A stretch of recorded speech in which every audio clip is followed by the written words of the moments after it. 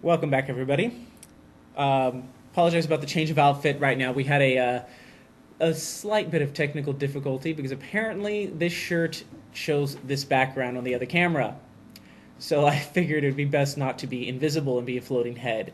But we'd like to welcome Tanya. Yep. Tanya from F.U.N.D, Inc. That's Fresno Urban Neighborhood Development. Yes. Wow, I actually remembered it, folks. Very good. Now, why don't you tell us a little bit about who you guys are and what you do? Okay, we are F.U.N.D Incorporated. It's, again, Fresno Urban Neighborhood Development, and we are restoring urban neighborhoods. We are a nonprofit grassroots organization. We've actually been around for 15 years. Wow. Not a lot of people have heard about us because it was just a staff of one. Our director, Bob the Builder, is our director, and he's just been building for 15 years. So he hasn't had the opportunity to get out there and let people know what we're doing. Restoring urban neighborhoods, we help low-income families with home repairs of all types. And we do it all with volunteers and donations and help from the community. Oh, that's nice. Yeah. Now, are there any big projects you guys are currently working on at this exact moment? We are. We are on projects 365 days a year. Wow. Yes, I guess different than, if I could say, Habitat for Humanity, different. They build a whole new home for people. We already have families in broken homes. And so we look around the neighborhoods in downtown Fresno and Southwest and see that they need fixing. Right now we are working, finishing up a full restoration, almost extreme makeover situation on College Avenue. Just north of Divisadero, and I had some before and afters. I don't know if you'll have those, but we were working, finishing up landscaping today. I actually just came. We had volunteers this morning. 15 homeschool kids came out and are doing landscaping. So we tore out all the old sod and we're re-landscaping the house. But in this particular home, we opened up the front porch, added a dormer, different colors. It was built in 1922, so we try to put the homes back to the era that they were built. Well, it sounds like you guys are doing a wonderful job. Now, you have some of the photos ready, Sean? That's one. That's some volunteers back last summer, maybe. During the summer, Hands On Central California, the Volunteer Bureau of Fresno, brings out their kids for a summer serve project. That one was actually the home of a lady that had a stroke, and her neighbors came together to try to do some repairs and fix her house before she came back from the hospital. And I'm assuming you guys got it all done? Yes. And I have to ask, what was her reaction? Well, we'll go back. Okay. She was a hoarder. And almost like that show, Hoarders Buried Alive. It was quite a shock for the kids to come in. We almost had to have a 45-minute dissertation of what you're about to see when you go in. Be prepared. She knew it needed to be done, but was really leery about what was going to be done and having strangers go through her things. Right. And so we saved her collectibles. She was a Mickey Mouse collector, so we were able to put the Mickey Mouse pile, but then much of it had to be thrown away. Yeah. Well, it's sad and it's good at the same time. Right. So right. you want to see her be able to get out of that, because I mean, let's be honest, we all have that little bit of tendency to start to collect maybe a little too much. There's organized hoarders, there's not, right. Right. But I mean, it's one of those instincts that everybody has for one reason or another. And it's sad to see when that happens to somebody, but it's also sad to see when you have to let go. Right. And most of the people that we help are senior citizens. And so she was older and from the Depression era, and she, we had to explain to the kids, they save every butter container. You save every newspaper. I mean, we found her wedding album amongst piles and piles of papers. And so I'm assuming you saved that. Absolutely. And so just when we meet these families, oftentimes, I mean, more when there's something broken on the outside of a house, or even the inside, if it's a faucet or a toilet or something that's broken, there's more brokenness within them. Either whether it's unemployment, divorce, poverty, whatever it is, there's just more brokenness. And so we don't just stop at fixing the faucet or fixing the home. We continue to, their neighbors help on all the projects. Everybody works together, and so introducing them to each other and realizing you can help your neighbors right across the street, taking a meal to somebody, staying involved in their lives. Right. That's what it's about. And that's a wonderful idea, being able to be neighborhoods and provide for each other, help each other out. That's something Fresno's needed for a long time. Right. And I guess that would be the difference between our organization and others, is that all the neighbors participate on each other's projects. When they apply for a project, They have to earn 2 participation certificates before we even activate their application. And that means participating on another project or bringing meals to the volunteers, attending a community meeting, getting involved with your PTA, whatever in your neighborhood. So they made our rules 15 years ago, the neighbors. They sat at a table and said, we don't want something for free. We want a stake in this. We want to have, we have pride in our neighborhood and we want to help do this. So they come together and do the work and make the rules. We go where they tell us. I see. That's a great idea. It's very cool. Now, we had a comment in from one of our viewers. It says, they say, I have a rule for myself. If it's been in a box or unused for more than a year, it gets trashed or I get cash out of it. That's awesome. My rule is usually 6 months. And, I just met someone this week that had a rule of 2 days. And she said, okay, if the kids leave it on the counter 2 days, where'd that go? Well, it was still out on the counter. So you can have all gamuts of that. 2 days, you know what? I'd be spending a lot more on birthdays and Christmas if that happened. Right. I can't do it just 2 days. But looks like we've got a photo ready to go. That's an after. If you can find there's a before. That is a community resource center. It's the Lowell.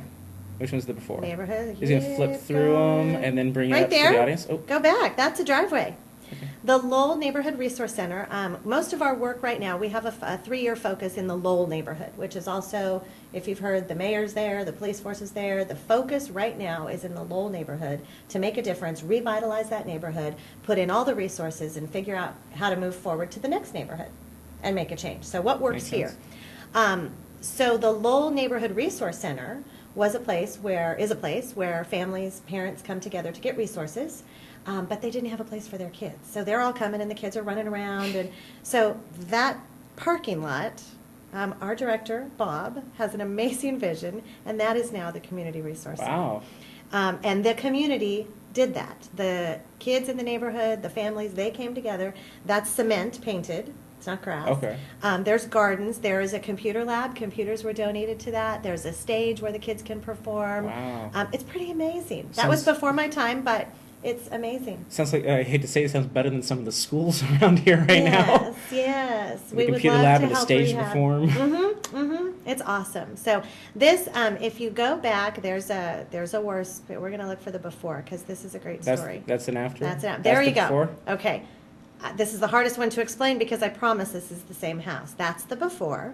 That is a house on San Pablo. And in the summer of that's the after of the exact same house. Wow. All we did was keep the frame. But this happened. Our office is in the Youth for Christ building. We rent a space in the Youth for Christ. And kids in the neighborhood just hang out there. And on a Tuesday afternoon, they're hanging out there.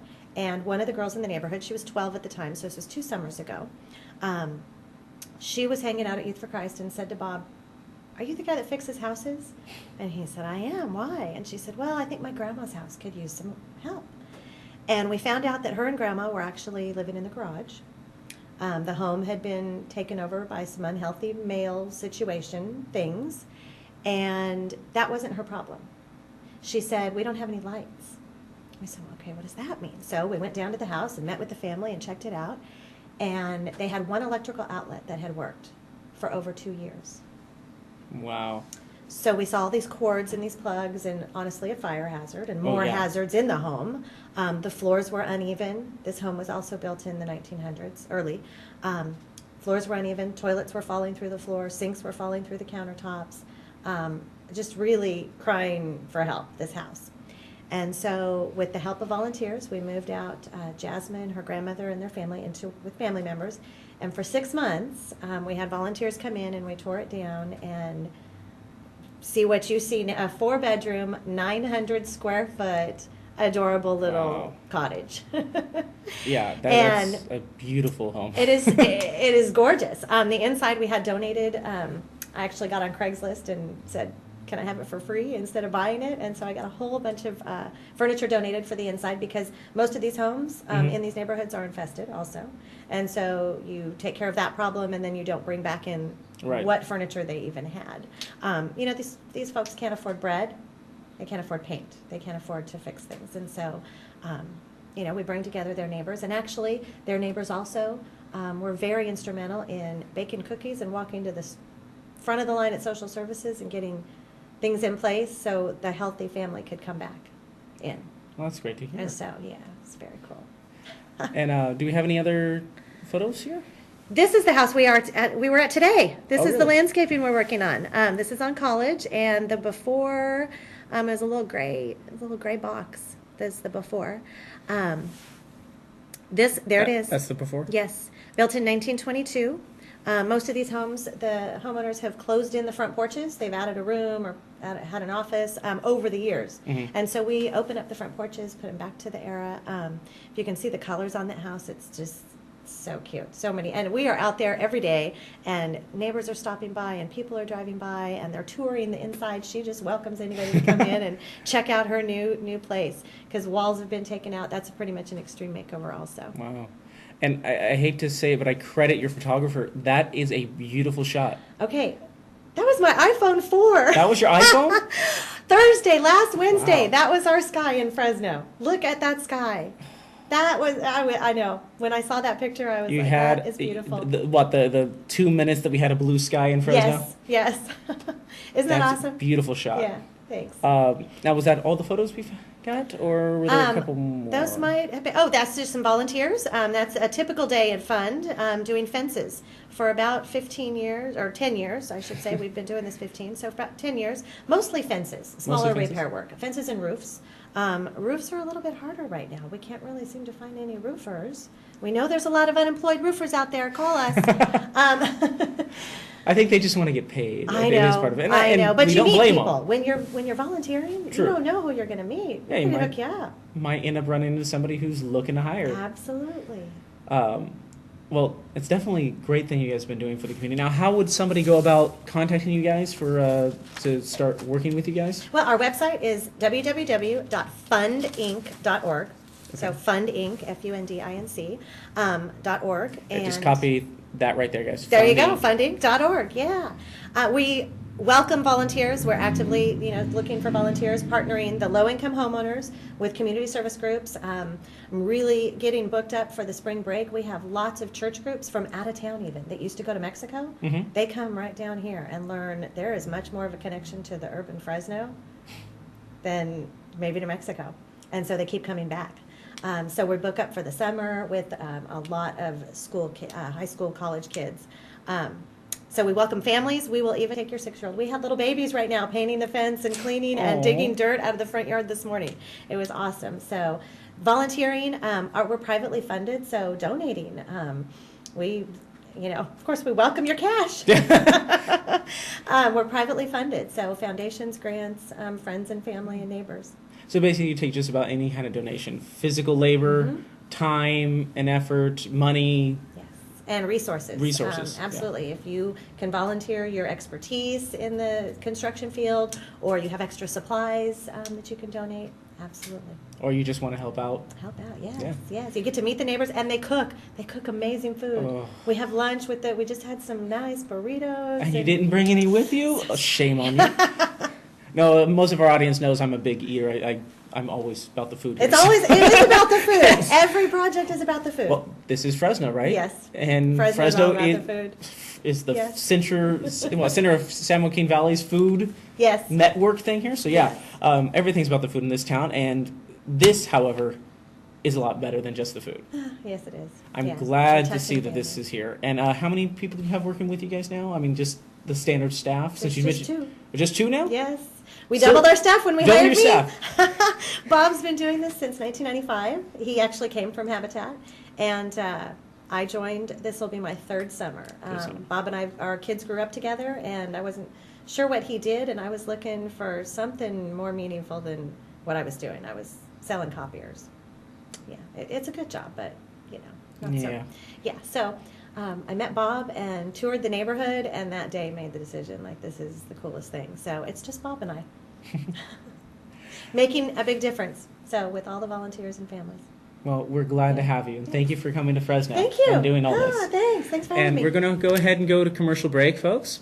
Stay tuned and enjoy the break.